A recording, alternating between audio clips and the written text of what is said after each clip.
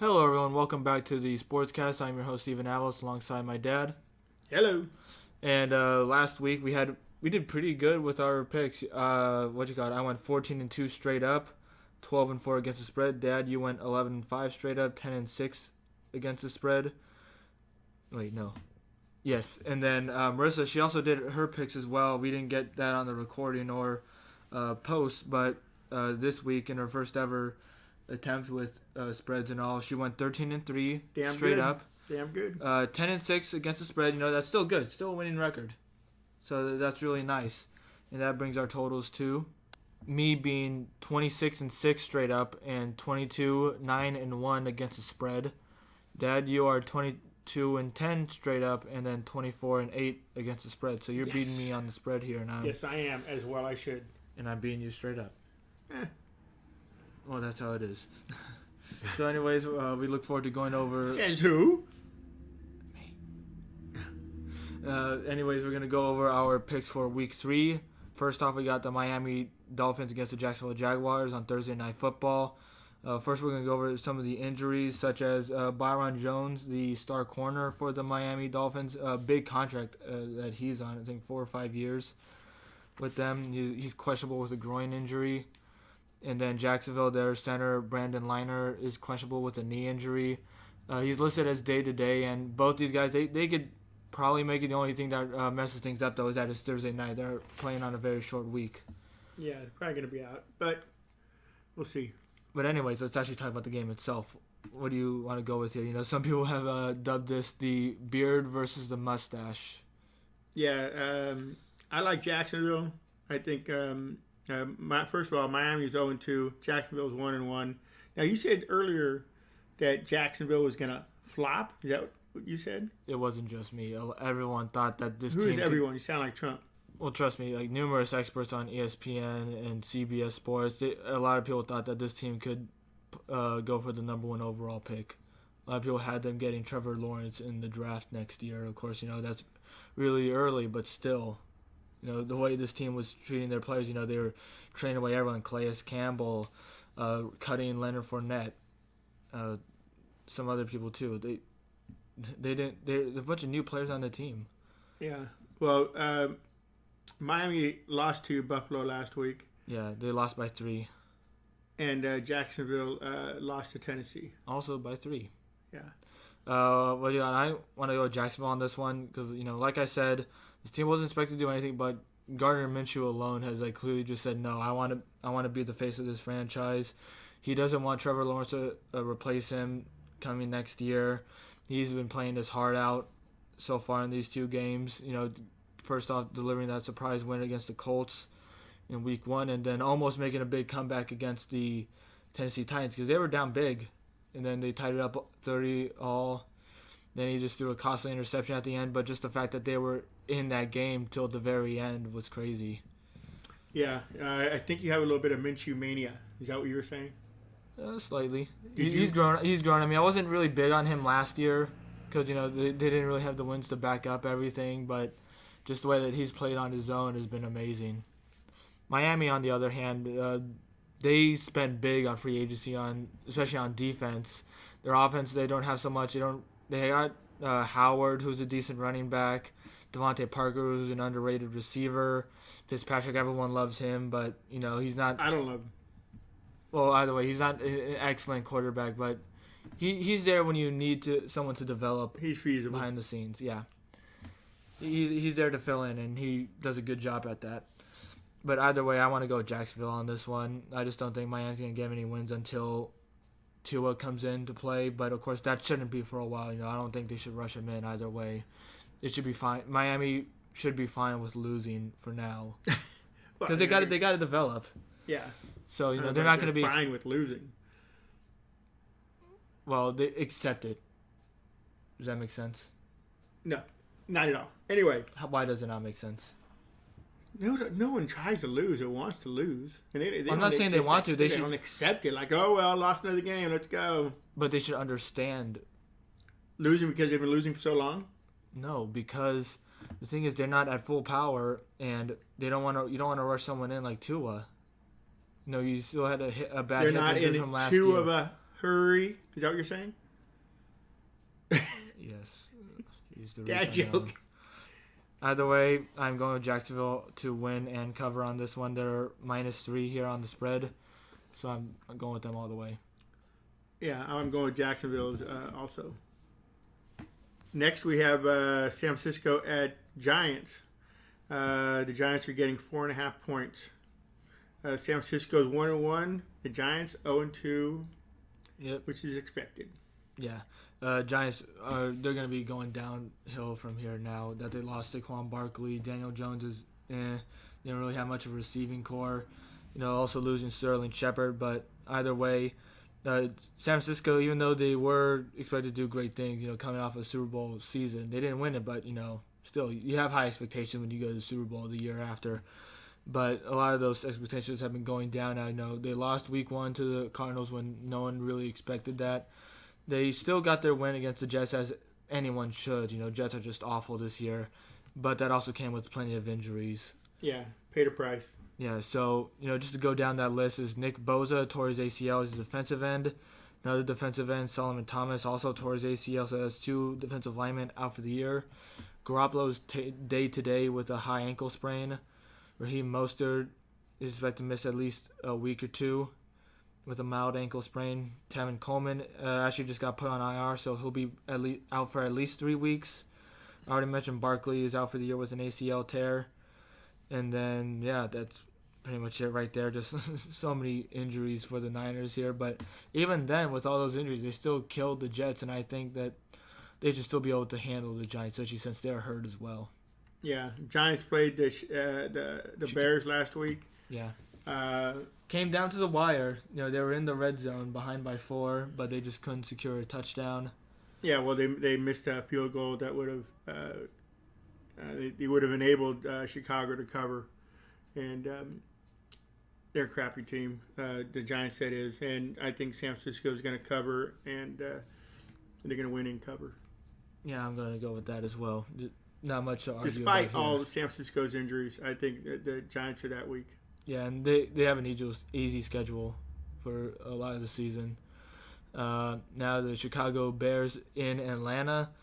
I'm going to go with Atlanta here with the 3.5 points, which Atlanta's 0-2, but they at least had a really good offense while being 0-2. And Atlanta's favored. Yeah, 3.5. By 3.5. Yeah, Bears, they're one of the surprising 2-0 teams. They first beat the Lions, who, they were sort of already favored to beat them, but they still won despite being down, I think, 20-6 at one point. Trubisky's playing decent. Yeah, he had a rating of around 70 last week, which isn't too good, especially for a passer rating. But he got the job done in Week 1. He was serviceable enough in Week 2. They scored 17, I believe, in the first half, or at least within the first 3 quarters, and then they just couldn't really add on after that. So you never got to look out for what their offense does, with continuity-wise. Like, can they score throughout the whole game, against a really bad Atlanta defense?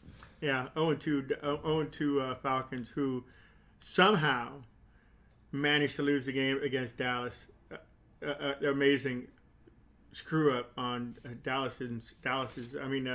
Atlanta special teams. Yeah, the whole thing with how so many players can look at the ball. Because everyone should know that you don't have to touch the ball before it hits the 10 yards. Anytime. Yeah. Anytime it's kicked, they can touch it. Do something with it. Bat out of bounds. Kick it to the other side of the field. Do something besides what they did and watch Dallas recover. Yeah, just seeing all this, especially 17 and 87, just like looking right at it, and then Julio Jones there too. He's behind 17, but he still. I think they're mesmerized by the spinning ball. They were like, It was definitely an unusual kick.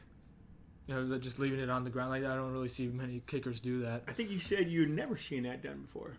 I don't think so. Yeah. Anyway, I'm going with Atlanta. Yeah, I'm going to go with Atlanta here on the points as well. I just think their offense is going to be way overwhelming. Julio Jones had a bit of a downer of a game, but either way, I think people like Calvin Ridley and Hayden Hurst will just dominate the Bears. And Atlanta is at home, so I think they'll get the win at home. Get off the schneid, as they say. Chicago It'll be a competitive game, but Atlanta will come up ahead at the end. Next, we got the Cincinnati Bengals against the Philadelphia Eagles.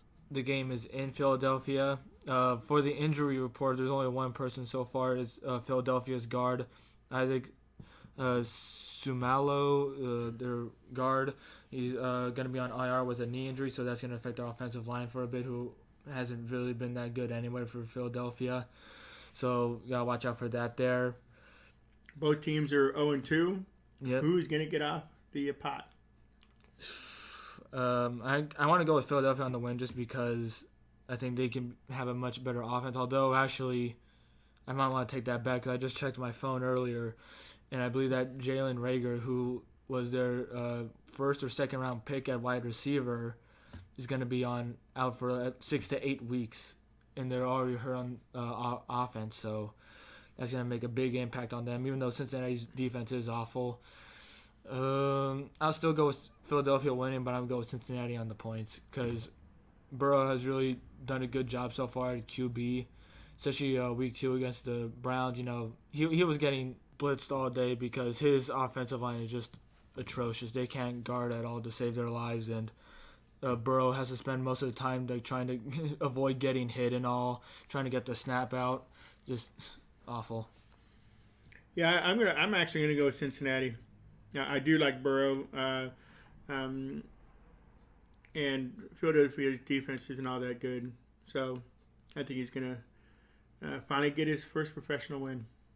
I hope he gets that, but I just think Philadelphia's gonna. I think I'm gonna go with whether or not Cincinnati wins. I'm gonna go with Cincinnati every week until they do win because I think they show promise.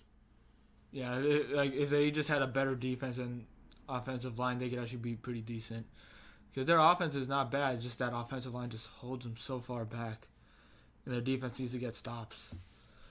Next game, we got the Rams at Buffalo. Buffalo is giving up 2.5 points. Both teams are 2-0. Yeah, Rams, they beat the Cowboys, which wasn't exactly expected of them in week 1. Then they beat the Eagles in a pick'em game, which I didn't think that was a pick'em game at all. I pretty much knew that the Rams had what it took to beat Philadelphia in that game. I like Buffalo. I like Josh Allen. I think he's a pretty damn good quarterback, young stud. They're giving up 2.5 points. Boy, I would definitely go the over on this game. If we had the over numbers, I'd let you know, but we don't. But it's going to be a high-scoring affair with Buffalo coming up on top. Yeah, I'm going to want to go. I'm actually going to go with an upset here. I'm going to go with the Rams. You're going to have them? Yeah. I just think that their defense is going to be the best defense so far that the Buffalo Bills have gone up against. You know, they've had to go against the Jets and Dolphins in back-to-back weeks, and, you know, they haven't really been able to get a challenge from anyone, and this is like their first challenge of the season. So I really look forward to that. Next on the list, we got Houston at Pittsburgh. Pittsburgh is giving up 4. All right. Both teams. Houston's 0-2. Pittsburgh's 2-0. I would want to cut some slack just a little bit for the Houston Texans because they had to go against 2 of the AFC favorites, who are the Kansas City Chiefs and Baltimore Ravens. That's a very tough matchup to deal with. And Pittsburgh's not letting up either too much. Ben Roethlisberger, though, he's showing his age. You got Roethlisberger, you got Drew Brees, which he's looking his age too, as long as Tom Brady. You know, all of them are in their 40s. Yeah, I think Roethlisberger's 38. He's playing like he's 40. Okay. How's that? I'll go with that. But either way, Pittsburgh is giving up 4 points here. Pittsburgh, they still beat the Giants when they should have in week 1. They got the game. Should beat the Giants. Yeah, but the game was closer than it should have been with Denver because Denver lost their quarterback and wide receiver in the middle of that game. They should have taken advantage of that, but didn't do it so well as they should have, as they only won by, I believe, 5 points. Yeah. So there's still that to take in. But Houston's, they've still been pretty disappointing overall. I'm going to go with Pittsburgh here to win and get the points. I'm going Houston because, like you were saying, they have to play two tough teams. Both, I mean, Kansas City and Baltimore, one of the toughest, the two toughest teams in the AFC. And I'm going with Houston. And I'll take the points, please. Thank you. Okay, right. next on the list we got the Titans against the Vikings in Minnesota. Minnesota is getting 2.5 points. Yeah, so this one, I go with Tennessee all the way. Minnesota's been awful, especially on their defense. They've been atrocious. They allowed 40 points to the Packers week 1, and they lost 25-15. It was something ugly against the Indianapolis Colts, and they just never looked like they were in that game from halftime. And so I just want to go with Tennessee on this one. Tennessee has done their job so far this season. Their games have been closer than necessary, but they're still getting wins out of it. I'm going with the upset with Minnesota being at home. I'm going to go with the he's not related to me, but he is a cousin. 116 yards and 3 interceptions last week. He's got to have a good game. Is basically all I'm saying. So I'm going with Minnesota. Okay. And you got Tennessee, both winning and covering, obviously, because they're favorites. And Minnesota is going to be without their linebacker, Anthony Barr. He's going to be out for the year with a pec injury. So there's also that to take in, too. So that's going to hurt their defense even more. And you got the team from Washington going up against the Cleveland Browns. Washington's 1-1, Cleveland 1-1, and Cleveland is giving up 7 at home. I think that's a little bit much of a spread to give out. I still think Cleveland has what it takes. They still have at least some more continuity on their team as a whole, but they still that got way too close with the Bengals. They got killed by Baltimore in their first game. They still need if they can show some consistency on offense. Then I totally go for them. Which I'm still going for them here to win, but I don't think I'm going to go with them on the spread. I think Washington can cover. I'm going with Cleveland as well. Oh, you're going to say Washington's going to cover though, huh? Yeah. Okay, I'm going with Cleveland to dominate the game and win outright. Okay. Next on the line, we got the Raiders at New England. Raiders are another one of these surprise 2-0 teams. They beat the Saints last week. And by the way, the New England Patriots are the 6-point favorite here.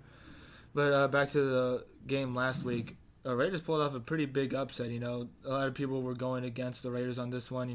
Even I, before the season started, when I did my record predictions, I said that they would lose this game, but they didn't. They won by 10 points. Breeze, he definitely did not look himself, especially when they got behind in the game. When they had to pass more. It made their offense a little more predictable, and since he just can't go downfield as he used to, that hurt a lot. And he also didn't have the precision either. Yeah, he looked off. Yeah, Kamara, he had a really good game. A couple touchdowns, 95 receiving yards, I think around 70 rushing yards. Well, I like the way the Raiders have controlled the ball. They're limiting the other team to how many possessions they get. Less possessions, less chances to score. Yeah. So I'm going to go with the Raiders. I'm going to go with New England on this one just because that it's such a different situation that they have to deal with. First with Drew Brees, it was a quarterback that is immobile and can't throw long. But now this time they're going to use a quarterback that is the opposite. He can throw long and he can run. And he could also bulldoze your defense. And I just don't know if the Raiders are going to be able to handle that. And I don't know if Paul Gunther, the defensive coordinator for the Raiders, is going to be able to make the right decisions on assignments. One thing that I found questionable last week was why, on the touchdown to Jared Cook, why is Trayvon Mullen guarding him, a smaller corner guarding the tight end? I just thought that was a ridiculous assignment. And I feel like he's going to have the wrong assignments this week, when it comes to covering someone like Julian Edelman, who had a monster game. Yeah, I think 160 yards. Yeah, all-time high for him.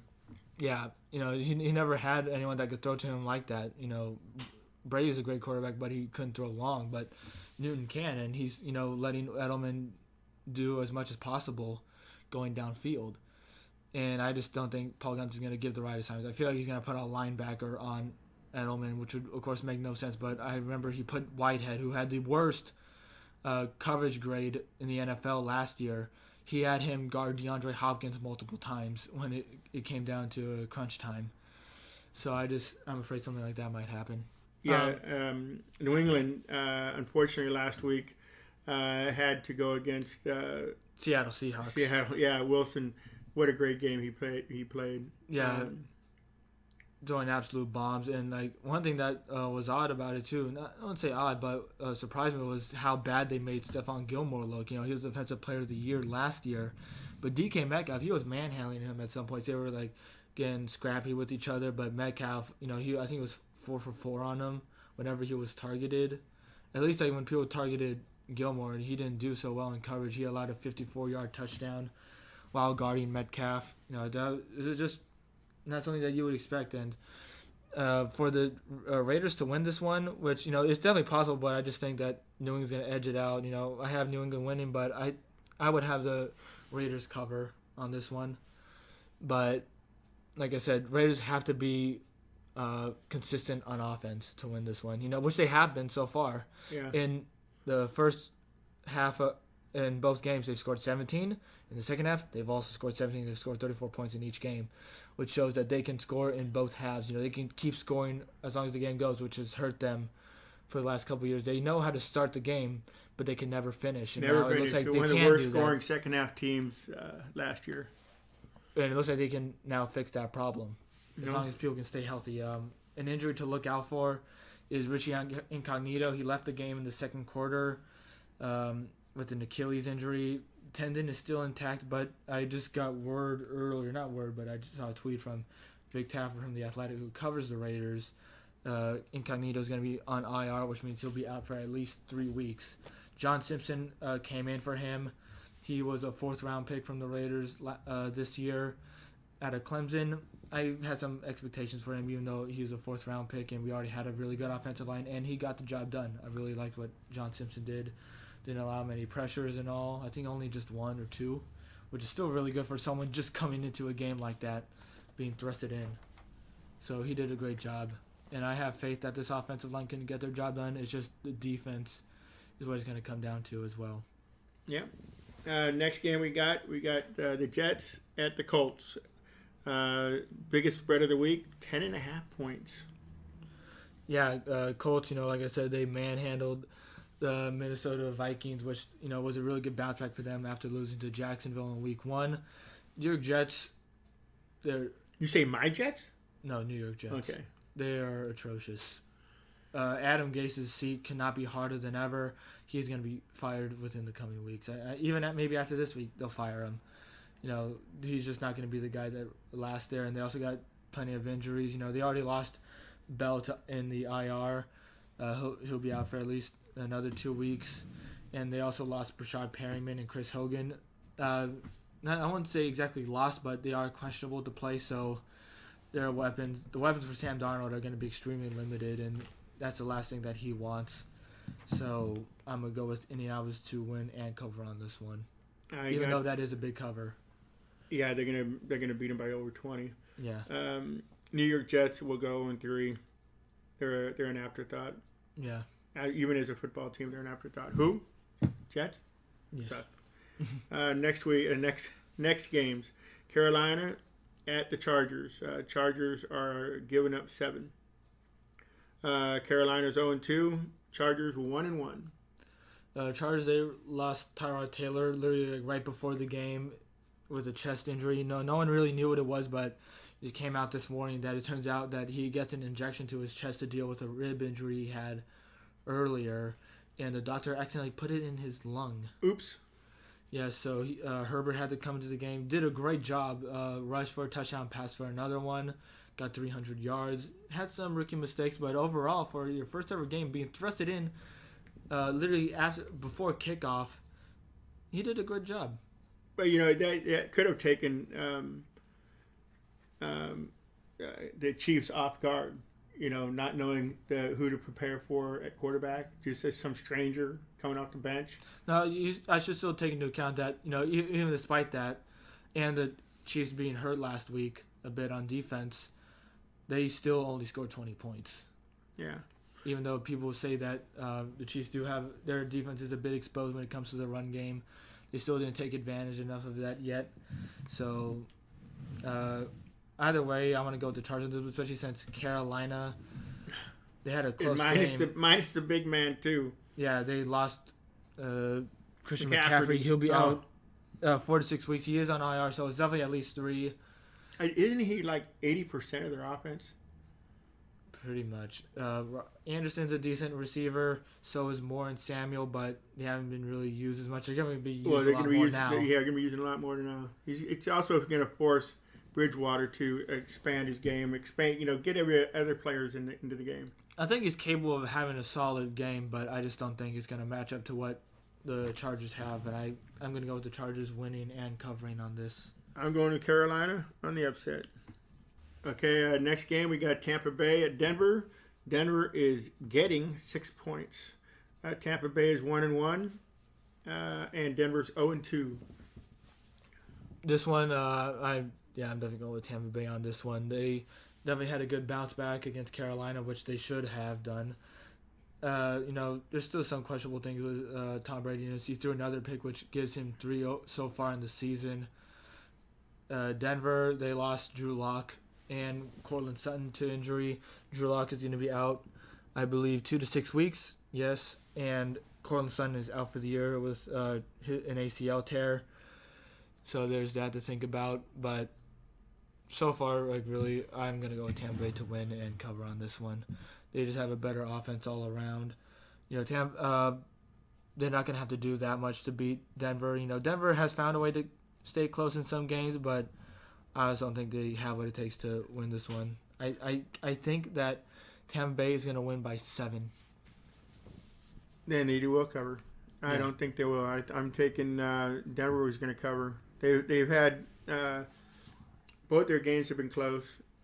Unfortunately, have come on the losing end of both of them, and I'm going to go with Denver to cover, Tampa Bay to win outright, but Denver will cover.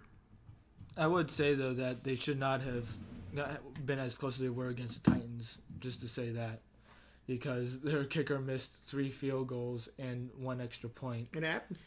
People miss tackles. It's part of the game. Yeah. Okay, we got Dallas next at Seattle. Seattle is giving up 4.5. Russell Wilson show. Dallas, they pulled off a major upset on the on the Atlanta Falcons last week, winning 40-39. We already talked about that whole hands team situation on the onside kick. Yeah, Dallas was getting killed the whole game. Fourth quarter comes around, woke up. Yep. Prescott had a great game, 450 yards, I believe. Seattle Seahawks, though, they were coming off a great win against the Patriots. Russell Wilson was playing as good as ever, showing that he could possibly be an MVP candidate this year, which, he's always been a candidate, but, everyone has made the joke that he hasn't gotten any votes yet and all. And I think this is the year he's going to get some votes. I don't know if he's going to win it yet. He's still got Lamar Jackson and Patrick Mahomes, but Wilson has definitely put himself in that conversation so far, and I think he's going to just make his case even stronger this week. I'm going to go with them winning, but Dallas on the points just because the Seahawks are a bit hurt injury-wise, mainly with Bruce Irvin being out for the year with an ACL tear, and they also did let themselves get exposed a bit on pass defense-wise. Well, I'm going to go with Seattle to slaughter Dallas because they have a defense much better than Atlanta's. Atlanta's led them back in the game. So like I said, I'm taking Seattle. Yeah, I'll give up the 4.5 points. Next up, we got the Detroit Lions in Arizona against the Cardinals. Cardinals are 2-0 while the Lions are 0-2. The Lions have been really bad so far this year. Stafford is doing what he can, but he just doesn't have enough on this team to win. And Matt Patricia, his seat is pretty hot. Arizona is a 5.5 point favorite. Arizona's been really good this year, pulling off an upset in Week 1 against the Niners. And also, just doing what they should do, which is winning by a lot against the Washington football team last week. Yeah, I think Arizona in a runaway.